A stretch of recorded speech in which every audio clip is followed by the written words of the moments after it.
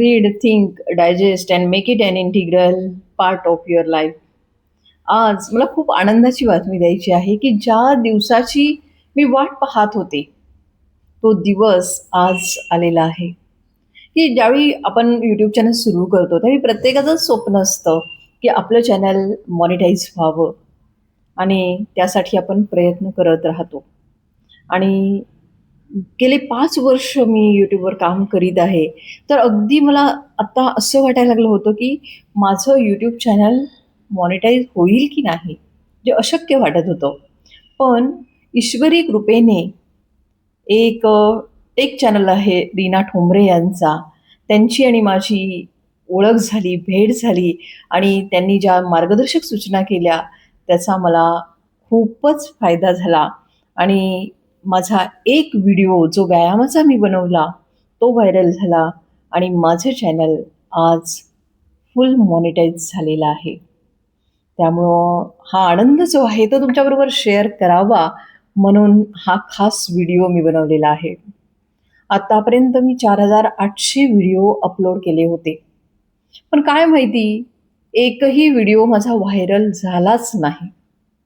आता सगळेजण म्हणतात, की क्वालिटी चांगली पाहिजे, सी-टी-आर चांगला पाहिजे, थंबनेल चांगला पाहिजे. पण खूप सारे प्रयत्न करून झाले. अगदी एडिटिंग पाहिजे म्हणून मी पैसे देऊन सुद्धा एडिटिंग करून घेतलं, तरीसुद्धा मला त्याचा फायदा झाला नव्हता. आणि ज्यावेळी मी असा विचार केला, की आपण आता YouTubeला खूपच वेळ दिलेला आहे. आता आपण आपल्या स्वतःच्या आरोग्यासाठी वेळ देऊया आणि म्हणून रोज सकाळी उठल्यानंतर जो वेळ मी व्हिडिओ बनवण्यासाठी वापरत होते, तो वेळ मी व्यायामासाठी वापरायला सुरुवात केली. आणि सगळ्या मैत्रिणी विचारायला लागल्या, की "तुझं वजन कमी कसं झालं?" आणि म्हणून व्यायामाचा एक व्हिडिओ मी बनवला आणि तोच व्हिडिओ व्हायरल झाला आणि माझं चॅनल फुल मॉनिटाईज झालेलं आहे. तर मला असं वाटतं, की सुरुवातीला मला जी गोष्ट अशक्य वाटत होती, ती आता मला असं वाटायला लागलंय, की एखादा व्हिडिओ जर तुमचा व्हायरल झाला, तरीसुद्धा तुमचं चॅनल जे आहे ते मॉनिटाईज होऊ शकतं. आता यामध्ये काय करायला पाहिजे?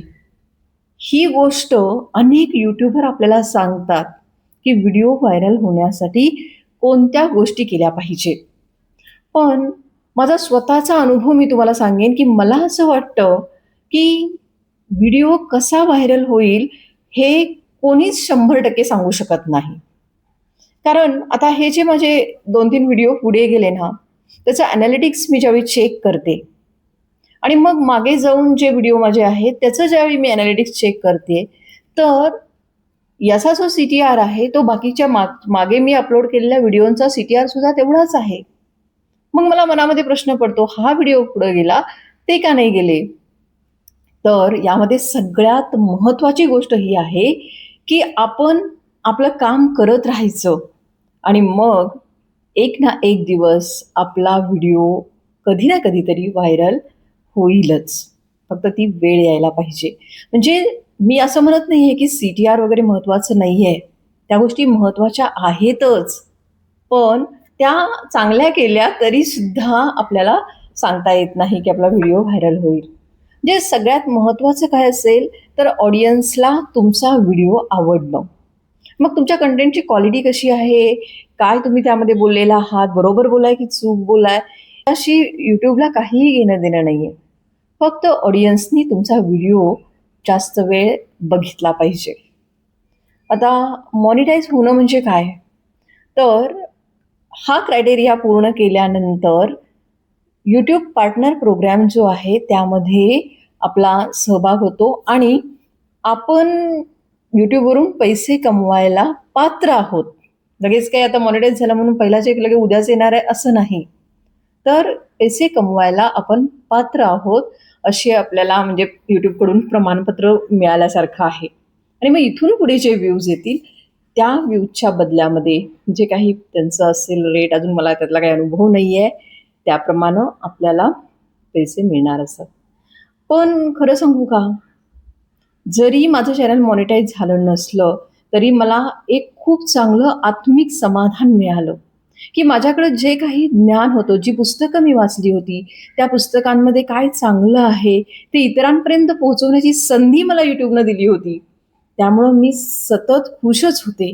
पण कुठेतरी एवढे प्रयत्न केल्यानंतर आपल्याला वाटतं शेवटी आपण माणूस आहे आणि माझं पुढचं स्वप्न जे आहे, की सामाजिक काम करायचं म्हणजे कोणतंही काम करायचं असेल, तर ते पैशाशिवाय होऊ शकत नाही आणि म्हणून सामाजिक काम करायचं जे स्वप्न आहे, ते पूर्ण करण्यासाठी हा मी ध्यास घेतला होता आणि आज तो दिवस आलेला आहे. तर यासाठी मला खूप लोकांनी मदत केलेली आहे. आता सगळ्यांचीच नावं घेणं मला शक्य नाही, तरीसुद्धा मुख्य म्हणजे अगदी प्रामुख्याने मला खूपच अगदी स्वतःचा जीव ओतून ज्यांनी मदत केली, त्यांची नावं जर मी आज घेतली नाही, तर मलाच चुकल्या-चुकल्यासारखं वाटेल. तर सगळ्यात प्रथमतः माझे मिस्टर, की ही जी 500 पुस्तकं मी खरेदी केली, हाउसवाईफ होते मी, गृहिणी. तरीसुद्धा महिन्या-महिन्याला मी ₹500 ची पुस्तकं खरेदी करत होते. म्हणजे त्यांचा मला सपोर्ट होता. आज मी ज्या मोबाईलवर व्हिडिओ बनवते आहे, तो चांगल्या कंपनीचा मोबाईल, मोबाईलचे स्टँड, सगळी इन्व्हेस्टमेंट जी YouTubeसाठी केली, ती सगळी त्यांच्या पैशातून केली आहे. शिवाय त्यांच्याकडून मला कोणतंही बंधन नाही. की असं बोला किंवा हे ड्रेस, ते ड्रेस काहीच नाही. कोणतंच बंधन नाही. त्यामुळं मी एवढ्या आत्मविश्वासाने तुमच्यासमोर बोलू शकते. जे पहिलं नाव मला घ्यायला लागेल ते म्हणजे माझ्या मिस्टरांचं. ते खूप जबाबदार, शिस्त या सगळ्या चांगल्या गोष्टी त्यांच्याकडे असल्यामुळं मला संसाराचं म्हणजे एखाद्या बाईला जे टेन्शन असतं आपल्या संसाराचं, ते खूप कमी आहे. म्हणजे मिस्टर व्यवस्थित असल्यामुळं. त्यानंतर दुसरं नाव मी घेईन, ज्यांनी मला सांगितलं, की तुमचा आवाज चांगला आहे, एवढी पुस्तकं तुम्ही वाचलेली आहेत, तर तुम्ही एक व्हिडिओ बनवा आणि YouTubeला टाका. त्या माझ्या वहिनी कविता देशमुख. त्यांनी मला सजेस्ट केलं, एक व्हिडिओ बनवून तरी बघा आणि प्रत्येक गोष्ट आम्ही पूर्ण दिवसभर ज्या दिवशी मी व्हिडिओ बनवला, महात्मा गांधींचे विचार, शिक्षणविषयक विचार 2 मिनिटाचा. त्यावेळी आम्ही पूर्ण दिवसभर बसलो होतो आणि सगळ्या गोष्टी त्यांनी मला सांगितल्या होत्या. नाव सर्चेबल ठेवा, सेटिंग कसं करायचं, चॅनल चालवण्यासाठी आणखी कोणते ॲप लागतात, कोण चांगली माहिती देतो, ते यूट्यूबर कोण आहेत, ह्या सगळ्या गोष्टींची माहिती त्यांनी मला दिली. त्याचबरोबर लहान मुलांच्या ज्या गोष्टी आहेत, त्याचं ॲनिमेशन करून, एडिटिंग करून सुद्धा त्यांनी बऱ्याच गोष्टीचे video, moral stories for children जो प्लेलिस्ट तुम्ही बघाल, ती त्यांनीच मला बनवून दिलेली आहे. त्यानंतर तिसरं नाव मी घेईन माझी आई. आज माझे जे सबस्क्रायबर 8,000 पर्यंत पोहोचत आले आहेत. म्हणजे माझं प्रमोशन कोणी जास्त केलं असेल, तर ते माझ्या आईने. खूप लोकांना म्हणजे जे कोणी ओळखीचं भेटेल, त्या प्रत्येकाला तिने सांगितलं, की प्रियाचं चॅनल आहे, गोंदवलेकर महाराजांची प्रवचनं त्याच्यावर आहेत, चांगल्या पुस्तकांविषयी ती बोलते आहे, तुम्ही नक्की बघा. म्हणजे प्रमोशन करण्याचं काम, आपली मुलगी काहीतरी चांगलं करत आहे, तर माझ्या आईने खूप मोठा सपोर्ट मला इथे दिलेला आहे. त्याचबरोबर माझे सगळेच कुटुंबीय, बहीण, भाऊ, सासू, सासरे, सगळे कुटुंबीय की ज्यांनी मला सपोर्ट केला. त्यास आता माझी बहीण रोज माझा व्हिडिओ जो आहे तो स्टेटसला टाकते. ती टीचर आहे आणि मग तिच्या शाळेमधले सुद्धा सगळे शिक्षक म्हणतात, की तुमच्या बहिणीचे व्हिडिओ आम्हाला आवडतात. म्हणजे असं ऐकल्यानंतर एक वेगळीच प्रेरणा मिळते. जे माझ्या कुटुंबियांचं पण मला खूप मोठं सहकार्य आहे आणि सगळ्यात महत्त्वाचा सपोर्ट म्हणजे माझी मुलगी, की जी सतत मला म्हणायची, "मम्मा व्हिडिओ बनवतेस ना, थोडं मेकअप कर." जर सुरुवातीचे तुम्ही माझे जर व्हिडिओ बनवले बघितले, तर त्यामध्ये मी सोन्याचं जे कानातलं घातलेलं आहे ते कधीच बदललं नव्हतं. पण माझ्या मुलीला मेकअपची एवढी आवड, की ती मला सतत म्हणायची आहे, की "अगं मम्मा सगळ्यांसमोर जाणार आहेस ना, मोठे कानातले घाल, की जे व्हिडिओमध्ये दिसतील. चांगला मेकअप कर." आत्ता पण जी हेअरस्टाईल केलेली आहे, ती सुद्धा तिनेच केलेली आहे. म्हणजे तिला मेकअपची खूप आवड, त्यामुळं तिने मला खूप जे काही तुम्हाला चांगले व्हिडिओ दिसतील, चांगले फोटो दिसतील, त्या सगळ्या फोटोंमध्ये तिने माझा मेकअप केलेला आहे आणि तिला पण खूप म्हणजे अभिमान वाटतो, की आपली आई काहीतरी करते आहे. आणि आता सध्या ज्यांच्यामुळं माझं चॅनल मॉनिटाईज झालं, त्या रीना ठोंबरे. जे मी निराश झाले होते, की 5 वर्ष आपण काम करून YouTube चॅनल ग्रो होत नाहीये. मग त्यावेळी माझी त्यांच्याशी भेट झाली आणि त्यांनी मला काही मार्गदर्शन केलं, की ज्या मार्गदर्शनाचा मला खूप फायदा झाला आणि हा जो 4,000 तासाचा क्रायटेरिया आहे, तो पूर्ण झाला. ज्यांना यूट्यूब चॅनल सुरू करायचं आहे, यूट्यूबवर काम करायची इच्छा आहे, त्यांनी नक्की रीना ठोंबरे यांचं जे चॅनल आहे, त्या चॅनलला नक्की भेट द्या. त्याचबरोबर माझ्या मैत्रिणी ज्यांनी मला सपोर्ट केला. आता व्हिडिओ व्हायरल व्हावा म्हणून मी माझ्या ज्या जवळच्या मैत्रिणी आहेत त्यांना नेहमी सांगायचे, की हाईप ऑप्शन नवीन आलेला आहे. थोडं माझ्या व्हिडिओला हाईप करा, पॉइंट्स द्या. तर त्यांनी सुद्धा खूप सारे म्हणजे मी ज्यावेळी मेसेज करेन त्यावेळी हाईप केलेलं आहे. त्यामुळं त्या सगळ्या मैत्रिणींची सुद्धा अगदी मनापासून आभार. नंतर व्हिडिओ शेअर करा म्हणून सांगितल्यानंतर खूप जणांनी व्हिडिओ शेअरसुद्धा केले. म्हणजे अशी खूप जणांची मदत आहे. त्यामुळे सगळ्यांचंच नाव घेणं इथे मला शक्य नाही. तरी प्रामुख्यानं ज्यांचं नाव घेतलं नाही तर मला चुकल्यासारखं वाटेल, त्यांची नावं मी घेतलेली आहेत. आता माझ्या मिस्टरांच्या आत्या, नंदा आत्या आहेत. त्या तर ज्यावेळी मी चॅनल सुरू केलं त्यावेळी रोज प्रत्येक व्हिडिओला कमेंट करत होत्या आणि त्यांचा जो थिओसॉफिकल ग्रुप आहे त्या ग्रुपमध्ये सुद्धा त्या शेअर करत होत्या. आणि त्या स्वतःसुद्धा पुस्तकं लिहितात. त्यांचे मिस्टरसुद्धा पुस्तकं लिहितात. त्यामुळं त्यांच्यामुळे सुद्धा मला खूप प्रेरणा मिळाली. ते खूप हे जे आज मी हा जो दिवस पाहिलेला आहे, तो या सगळ्यांनी तुम्ही सगळ्यांनी मला सपोर्ट केलेला आहे.